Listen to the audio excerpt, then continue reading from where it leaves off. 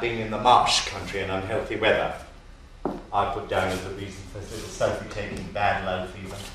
But as she took it, once she got it, she turned away from her mother forevermore, and nothing would persuade her to be even touched by a mother's hand.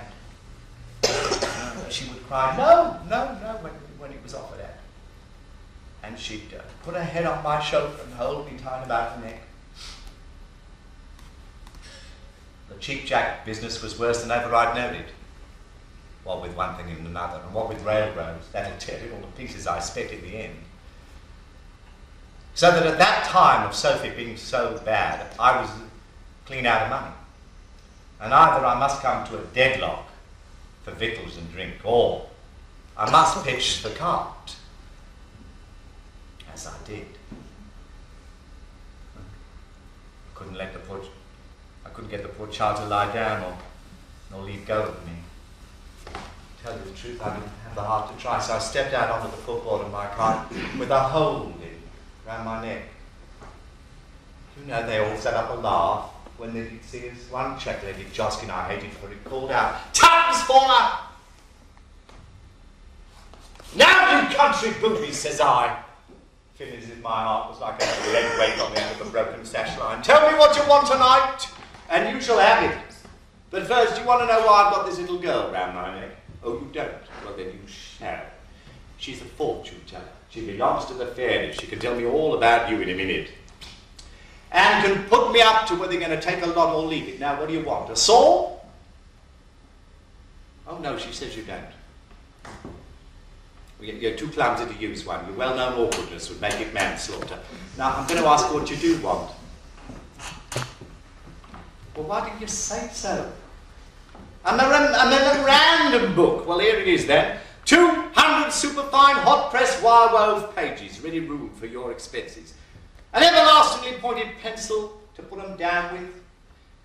A double-bladed penknife to scratch them out with. And a camp stool to sit upon when you put your mind to it, and an umbrella to keep the moon off on a pitch dark night. Now, what do you say?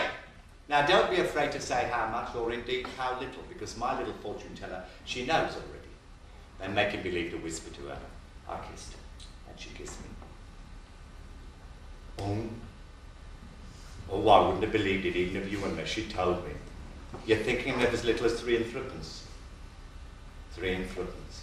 And a set of printed tables to calculate your income to £40,000. With an income of £40,000, you'd grudge me 3pence. Well, I so despise the 3pence, I'd rather take 3 shillings, 3 shillings, 3 shillings. 3 shillings, 3... Go on, hand them over to the lucky man.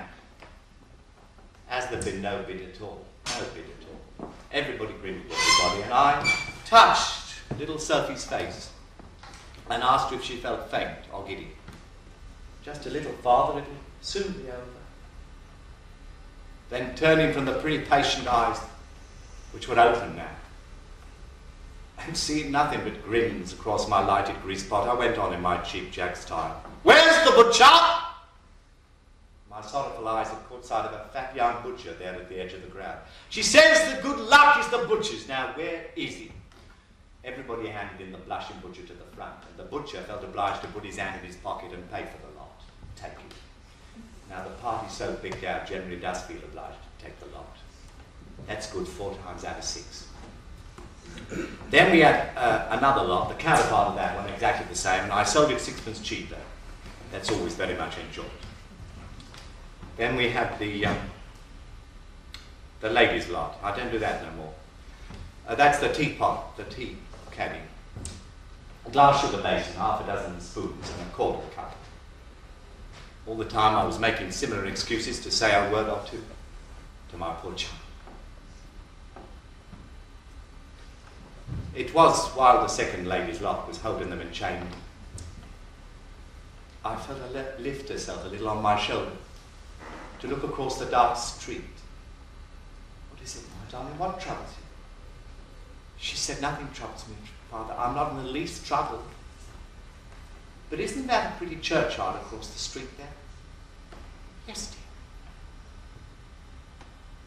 "Kiss me twice, Father," she said, "and lay me down on that churchyard grass to rest. He's so green." I staggers back into the cart with her head dropped on my shoulder. Quick woman, I says, shut the door. Don't let those laughing people see. What is it, she says, what is it? Woman, you'll never catch my little Sophie by the hair again. She's dead and flown away from you.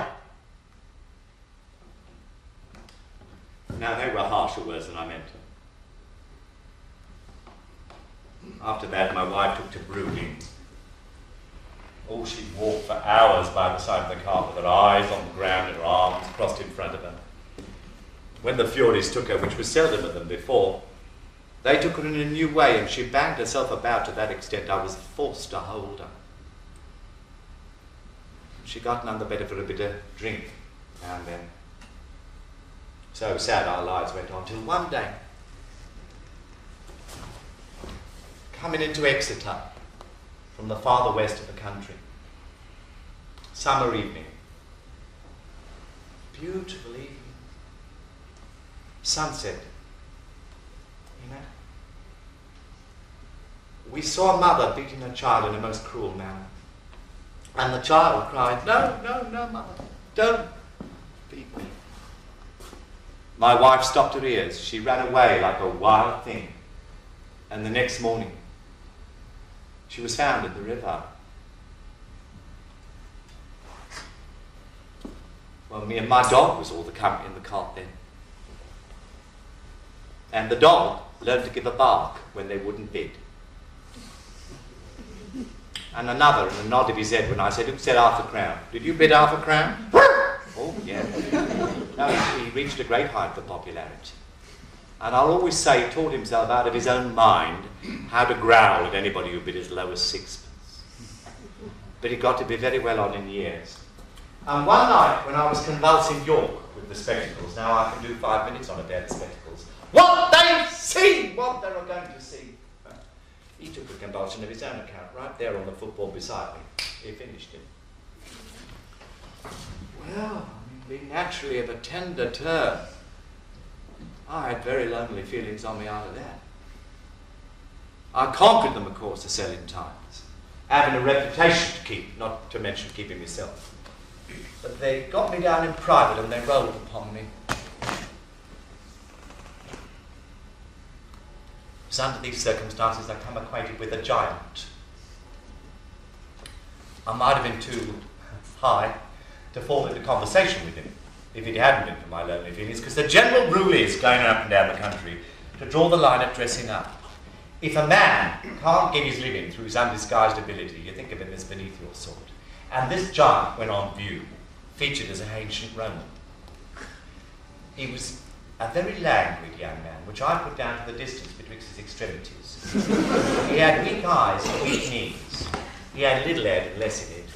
And altogether you couldn't look at him without thinking there's greatly too much of you, both for your joints and your mind.